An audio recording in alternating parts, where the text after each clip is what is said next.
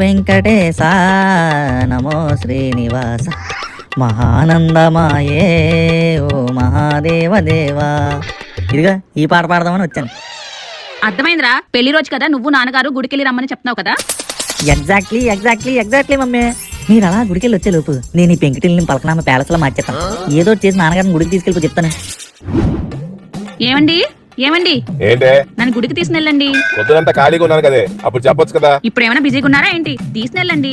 ఈ sudden programme ఏంటి? ఈ రోజు పెళ్లి రోజు కదా, ఏమైనా గుడికి వెళ్తామా అని అడుగుతారని వెయిట్ చేస్తున్నాను. ఇంకా మీరు అడగరని అర్థమైపోయింది, అందుకే నేనే వచ్చి అడుగుతున్నాను. ఇదేమైనా స్వాతంత్రం సాధించిన రోజేంటే గొప్పగా సెలబ్రేట్ చేసుకోవడానికి? ఆఫ్టర్ ఆల్ పెళ్లి రోజే కదా, దానికి ఎందుకంత హడావిడి? మీకు ఆఫ్టర్ ఆల్ ఏమో, నాకు కాదు. ఇప్పుడు తీసుకెళ్తారా? వాల్యూమ్ పెంచకే, వస్తాను. ఇది చేరబడదు. అమ్మా నువ్వు సూపరా, గుడికెళ్ళి వచ్చేయండి, గోలెట్టేద్దాం. రే మధు, ఇప్పుడే చెప్తున్నాను, నా పోపుల డబ్బాలో 653 రూపాయలు ఉంది. దాంట్లో ఒక్క రూపాయి తగ్గినా కూడా చూడు, వారం అంతా దొండకే వండేస్తా.